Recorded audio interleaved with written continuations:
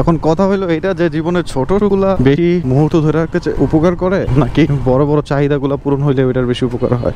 আচ্ছা ধরেন যেটা বোঝাতে চাচ্ছি সেটা হলো ধরেন আপনি বাসায় সবার জন্য কিছু খাবার নিয়ে গেল, ওইটাতে বেশি সুখ নাকি নাকি ওই সব টাকাগুলা জমায় জমায়া আপনি ভবিষ্যতে বড় কিছু করার প্ল্যান করতেছেন লাইক ফ্ল্যাট জমি, ওইটাতে বেশি সুখ? এটা আপনাদের কাছে কোশ্চেন রইলো। এখন ধরেন আমি অনেক টাকা পয়সা জমাইতেছি, ছোট ছোট মুহূর্তগুলো মিস করতেছি। ছোট ছোট মুহূর্ত বলতে যেমন আপনি বাসায় কোনো খাবার নিয়ে গেলেন, আপনার বাসা সবাই এত খুশি হয়ে গেল। তারপর হচ্ছে আপনি ধরেন আপনার বাচ্চার জন্য একটা ছোট সাইকেল নিয়ে গেলেন, ওগুলোতে বেশি সুখ নাকি ওই টাকাগুলো জমা জমা ভবিষ্যতে জন্য বড় কিছু করা, ওইটাতে বেশি সুখ? শোনেন আমি আপনাদের বলি, আপনার ছোট ছোট যে সুখগুলা মুহূর্তগুলা, ওই মুহূর্তগুলো কখনো মিস করবেন না, মিস করা উচিত না। ওই মুহূর্তগুলোকে ধরে রাখার জন্য যদি আপনার বড় কোনো কিছু ত্যাগ করতে হয়, আমার মনে হয় করা উচিত। কারণ আপনার জীবনে যেটা আসার সেটা যদি আপনি কর্মঠ হন, সৎ হন এবং অধ্যবসায় থাকে, আপনার ইচ্ছা থাকে বড় কিছু হওয়ার, ওই ছোট ছোট সুখগুলো অর্জন করতে থাকেন, কষ্ট করতে থাকেন, বড় সুখটা আল্লাহ আপনাকে নিজেই দিয়ে দিবে। কিন্তু এমন কিছু করবেন না যেটার কারণে আপনার ফ্যামিলি ওই ছোট ছোট সুখগুলো থেকে বঞ্চিত হয়। আপনার ওয়াইফ, আপনার বাচ্চা,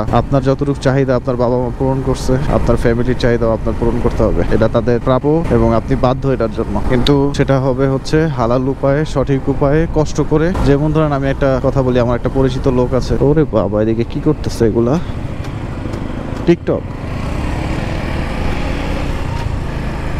সে। এখন কথা হইলো যে যেটা বলতেছিলাম যে আমার এক পরিচিত লোক আছে যে খুবই অ্যাক্টিভ, কর্মঠ এবং জ্ঞানী, অনেক পড়ালেখা করার পরে সে কি হয়েছে, ব্যাংকের একটা বড় ধরনের কর্মকর্তা, যার স্যালারি হচ্ছে সর্বনিম্ন আমি ধারণা করে বলছি 5 লাখ টাকা সর্বনিম্ন। তো যে ব্যক্তি 5 লাখ টাকা বেতন পায় নর্মালি, তাও এটা অনেক বছর আগের কথাই বলতেছি, আমি আসতেছি ব্যাপারটা, ধরেন আরো 20-25 বছর আগে 5 লাখ টাকা বেতন পায়, তার 20 বছর আগের কোনো কিছু চাহিদা থাকার কথা না। 2024 সাল থেকে আগের কথা বলতেছি, ধরো 2014 সাল অথবা 2004 সালের কথা বলতেছি, তার আর কোনো কিছু চাহিদা থাকার কথা না। সে কি করলো, একটা বিয়ে, সে এতটাই অ্যাকুরেট থাকতো সবসময় যে সে তার বিছনার চাদরও গুছানো দেখতে পারতো না। সে সবসময় সবকিছু গুছায় রাখতো, কেউ না করলেও সে করতো। এখন তার একটা স্বভাব আছে কি, সে হচ্ছে খুবই খিটখিটা মেজাজে, কারণ সে অনেক টাকা আর্ন করে, একটা কষ্ট করতে করতে একটা বড় পর্যায়ে আসছে, অনেক পড়ালেখা করছে। তো তার মধ্যে ওই অ্যাক্টিভিটিটা আছে বিধাই তো সে এগুলা করে, তার অভ্যাসে পরিণত হয়েছে যে সবকিছু সঠিক হবে, অভ্যাসে পরিণত হয়েছে। আচ্ছা যাই হোক, সে বিয়ে করছে 2005। বিয়ে করার পরে তার ওয়াইফও একজন খুবই শিক্ষিত, একজন ডাক্তার। বিয়ে করার পরই সে সর্বোচ্চ 1 থেকে 1.5 বছর তার সংসার টিকছে। 1 থেকে 1.5 বছর তার সংসার টিকার মানে না টিকার কারণ হতে সে খুবই অ্যাকুরেট সবকিছু চায়।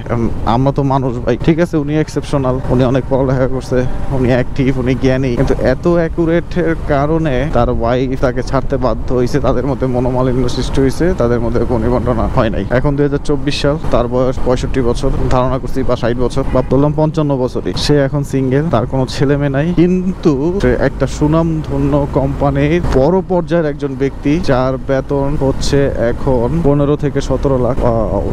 15 থেকে 17 লাখ। তার আর কোনো কিছু চাহিদা নাই, কিন্তু তার কোনো সন্তান নাই, তার ওয়াইফ নাই। সে এখন ওই ডেডিকেটেড, এখন ওই কাজের প্রতি সে একদম অ্যাকুরেট ভাবে কাজ করে যাইতেছে। তার কোনো কাজে ভুল নাই, সে সঠিক যে সিদ্ধান্ত নেয় সেই সিদ্ধান্তই ওই কোম্পানির জন্য সুনাম বয়ে নিয়ে আসে। এখন আমার কথা হইলো যে বস, সে ওই ছোট ছোট জিনিসগুলো যে মিস করে এই পর্যন্ত আসে, আমি জানি না বস তার কিরকম লাগে, সে ছোট ছোট জিনিসগুলো মিস করে আসছে, কিন্তু তার সন্তান নাই, তার ওয়াইফ নাই। আমার মনে হয় যে ওই জীবনটা বৃথা। সেই খেলার মাঠ দেখছেন, পোলাপাইন কই খেলতেছে, কিচ্ছু আমাদের মাঠের কতটাই অভাব না। ফেসবুকে একটা ভিডিও ভাইরাল হয়েছে, সবাই দেখছেন হয়তোবা, যেটা হচ্ছে যে এক লোক বলতেছে যে তার মেয়েকে নিয়ে ঘুরতে গেছে বইমেলা, সাংবাদিক তাকে জিজ্ঞেস করছে বা এক ইউটিউবার তাকে জিজ্ঞেস করছে যে কি অবস্থা, আপনি এখন কি অবস্থায় আছেন? তখন ও বলতেছে যে আমি ছিলাম হচ্ছে টপার, আমি যখন স্কুলে পড়তাম আমি ছিলাম টপার, এবং আজকে আমার এই অবস্থা, আমি আমার মেয়েকে নিয়ে ঘুরতে আসছি, একটা সরকারি চাকরি করি, আমার কত বেসিক বেতন কত 20,000-22,000 টাকা আসে, যাই হোক একটা পেনশন পাবে বড় অ্যামাউন্টের, সেটাও স্বীকার করছে। কিন্তু সে বলতেছে যে সবসময় লাস্ট বেঞ্চে বসতো,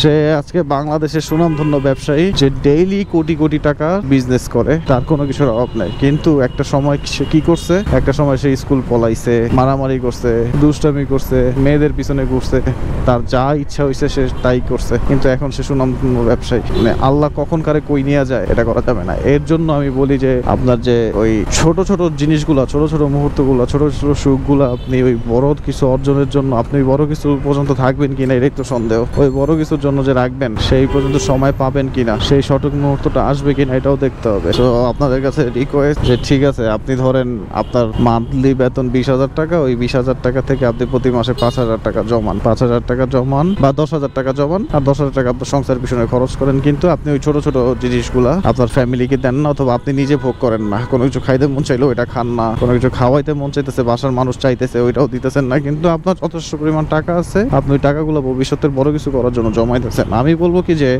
ওই 20,000 টাকা স্যালারি পায় 10,000 টাকা না জমায় আপনি 5,000 টাকা জমান। আমি বলবো না যে জমায় ভবিষ্যতের জন্য, আপনি 5,000 টাকা জমান এবং বাকি 5,000 টাকা আপনি সবার জন্য সুখ নিয়ে আসেন। হ্যাঁ, এটা সত্য, সুখ আনতে টাকা লাগে কিছু কিছু সময়ের জন্য, সব সময় না। কিছু কিছু সময় আপনার মুখের কথা, আপনার উপস্থিতি অনেকের জন্য সুখ হয়ে দাঁড়ায়। So let's do it. I hope আপনাদের উপকারে আসবে আমার এই কথাগুলো। যা খাইতে মন চায় খান, যা করতে মন চায় করেন, কিন্তু একটা লেভেলে থাকা অবস্থায়, লেভেলটা ক্রস করে করেন না কোনো কিছু। ইনশাল্লাহ আল্লাহ আপনাদের সহায়ক হবে এবং আপনারা ভালো থাকবেন ইনশাল্লাহ। আল্লাহ হাফেজ, আসসালামু আলাইকুম, ভালো থাকবেন হাবিবি।